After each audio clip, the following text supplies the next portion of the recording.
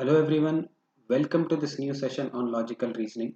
I am Ashish and from today onwards I am starting a new series of LR&DI in which we will solve previous year questions of logical reasoning and data interpretation including CAT, IIFT, CMAT, XAT and other exams.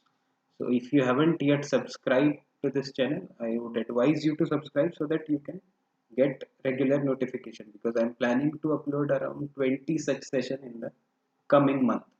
तो ये आपको initiative कैसा लगा है please tell us in the comment box and if you have any other suggestion then tell us that also so that we can include that in our upcoming session. So let's start with today's session. So there is a question on your screen. Try to read and grasp the question, and then there are four questions in on the basis of that information. Try to answer these questions. So pause the video, have a look at the information given, and then go to the question and check whether you are able to solve these questions. This question has been asked in CAT exam.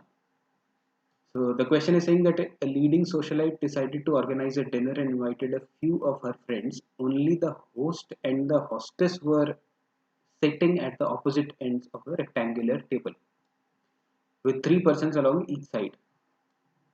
The prerequisite for the seating arrangement was that each person must be seated such that at least on one side it has a person of opposite sex. तो यहाँ तक तो सिर्फ question की directions ही दी गई है कि कैसे कैसे अरेंजमेंट बनेगा. This is a question of rectangular arrangement. अब आगे स्पेसिफिक इंफॉर्मेशन है. मकबूल is opposite Shobha who is not the hostess. Ratan has a woman on his right and is sitting opposite a woman. Monisha is sitting to the hostess's right next to Dhirubai. One person is seated between Madhuri and Urmila, who is not the hostess. The men were Makbul, Ratan, Dhirubai and Jackie. So these were male candidates. While the women were Madhuri, Urmila, Shobha and Monisha. These are female candidates. तो rectangular table पे arrangement बनाना है हमें. So let's draw a rectangle. That doesn't look like a rectangle, but for the sake of solving question we'll go with it. So we have only the host and the hostess were sitting at the opposite end of this rectangle. So मान लेते हैं this is the host and here we have the hostess. And उसके बाद हमें कहा गया है कि the prerequisite of the seating arrangement was that each person must be seated. उससे पहले एक चीज और कही गई है with three persons along each side. तो साइड्स पे हमें तीन तीन लोग बिठाने हैं. So that is our arrangement. यहाँ पे कौन कौन आएगा ये हमें बताना है. And the prerequisite is that each person must be seated such that at least on one side it has a person of opposite sex. तो किसी भी इंसान के एटलीस्ट एक साइड में तो ऑपोजिट जेंडर का कोई बैठा होना चाहिए. That is the condition. अब देखते हैं आगे क्या कहा गया. Maqbool is opposite Shobha who is not the hostess. Shobha यहाँ पे होस्टेस नहीं हो सकती. आगे कहा गया कि Ratan as a woman on his right and is sitting opposite to a woman. तो इसको अभी हम कहीं रख नहीं सकते इस अरेंजमेंट में. तो let's park this statement for some time. अगला स्टेटमेंट में Monisha is sitting to the hostesses right. अब ये हमें एग्जैक्टली पता है कि हॉस्टेस हमने इसको माना है तो इसके फेस जो है इधर होगा सेंटर की साइड. तो राइट इसका इस साइड में हो जाएगा. तो हॉस्टेस के राइट में हम बिठा देते हैं मोनिशा को. सो दिस इज मोनिशा. फीमेल को मैं सर्कल में रिप्रेजेंट कर देता हूँ. मेल्स को मैं बॉक्स में रिप्रेजेंट कर दूंगा सो दैट हमें पता लग जाए कौन मेल है कौन फीमेल. तो मोनिशा को हमने यहाँ पे बिठा दिया next to Dhirubhai. Monisha is sitting next to Dhirubhai. So this has to be Dhirubhai. इसको बॉक्स में लिख लिया. उसके बाद कहा गया one person is seated between Madhuri and Urmila who is not the hostess. Madhuri और उर्मिला के बीच में एक इंसान है और Urmila is not the hostess. तो ये उर्मिला नहीं हो सकती.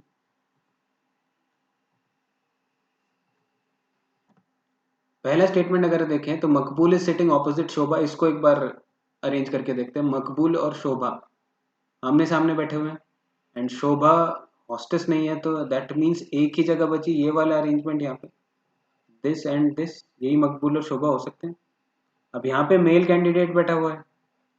यहाँ पे भी मेल कैंडिडेट बैठा हुआ है, यानी इसके बीच में फीमेल कैंडिडेट होनी जरूरी है, क्योंकि एक कंडीशन हमें दी गई, at least on one side it has to be the person of opposite sex, this has to be Shobha. और उसके सामने होगा मकबूल। मकबूल तो एक मूवी का नाम भी था इरफान खान की, अगर आपने नहीं देखी है तो देखिएगा। Anyway let's come back to the question. So this is Maqbool, this is Shobha. One person seated between Madhuri and Urmila who is not the hostess. तो उर्मिला के लिए, या तो उर्मिला हॉस्टेस हो सकती थी, लेकिन वो पहले ही मना कर दिया। अब उर्मिला के लिए या तो ये जगह बची या ये जगह बची। उसने कहा है कि उर्मिला और माधुरी के बीच में एक इंसान है। तो अगर मैं उर्मिला को बाई चांस इधर रख दूं, तो माधुरी इधर तो हो नहीं सकती क्योंकि ये तो मेल है, तो Madhuri can be the hostess, this is one possibility. अगर मैं उर्मिला को लेट से इधर रख दूं, तो उर्मिला और माधुरी के बीच में एक इंसान, तब एक इंसान छोड़ के यहाँ पे मोनिशा ऑलरेडी बैठी हुई है, इधर से देखे तो एक इंसान छोड़ के मकबूल ऑलरेडी बैठा हुआ है, that means this is not possible. Urmila के लिए सिर्फ एक जगह बची, this has to be Urmila. Urmila female है तो सर्कल में लिख लिया। तो माधुरी बाय डिफॉल्ट हमारी होस्टेस हो जाएगी, दैट इज माधुरी। तो ये हमें पता लग गया। अब एक इंसान यहाँ पे कौन बचा? Ratan has a women on his right and sitting opposite to a women. तो रतन हो सकता है ये, क्योंकि उसके राइट में माधुरी है वुमेन, और ये ऑपोजिट मोनिशा के बैठा हुआ है हु इज आल्सो वुमेन, तो दैट सेटिस्फाइज। जो एक बच गया हमारा, that is Jackie, it has to be the host. So that is our final arrangement. तो ऐसे क्वेश्चन में ध्यान रखिएगा, स्टेप बाय स्टेप चलते जाइए, लाइन बाय लाइन, एंड जो जो स्पेसिफिक चीजें हैं जिनको आप बिल्कुल विदाउट अ डाउट अरेंजमेंट में रख सकते हैं, उनको सबसे पहले रखिएगा, तो बाकी चीजों को बाद में देखिएगा। So let's have a look at the question. पहला क्वेश्चन कहता था 8% प्रेजेंट जैकी मस्ट बी। अभी हमने देखा था जैकी इज द होस्ट, तो ये तो सही होगा ही होगा। तो हमें ऑप्शन में है फर्स्ट ओनली, तीन स्टेटमेंट है, हमें बताना इन तीनों में से कौन सा सही है। तो first only, second third only, first and second, second and third. तो फर्स्ट तो हमें पक्का पता है कि सही है, that means this can not be the answer, this can not be the answer, क्योंकि इसमें फर्स्ट दिया ही नहीं गया। तो इधर it is first and second और इट इज फर्स्ट ओनली। तो सेकंड और चेक कर लेते हैं। सीटेड टू शोभाज राइट, क्या जैकी शोभा के राइट में बैठा हुआ है? दिस इज शोभा। अब उसका फेस अगर इधर है, so that has to be his right, so that means this is also true. First and second both are correct, the correct answer here is C। अगर आपने ध्यान दिया तो हमें थर्ड स्टेटमेंट चेक ही नहीं करना पड़ा, क्योंकि हमें उसकी जरूरत ही नहीं थी, हमने पहली ऑप्शन से एलिमिनेट कर लिए थे।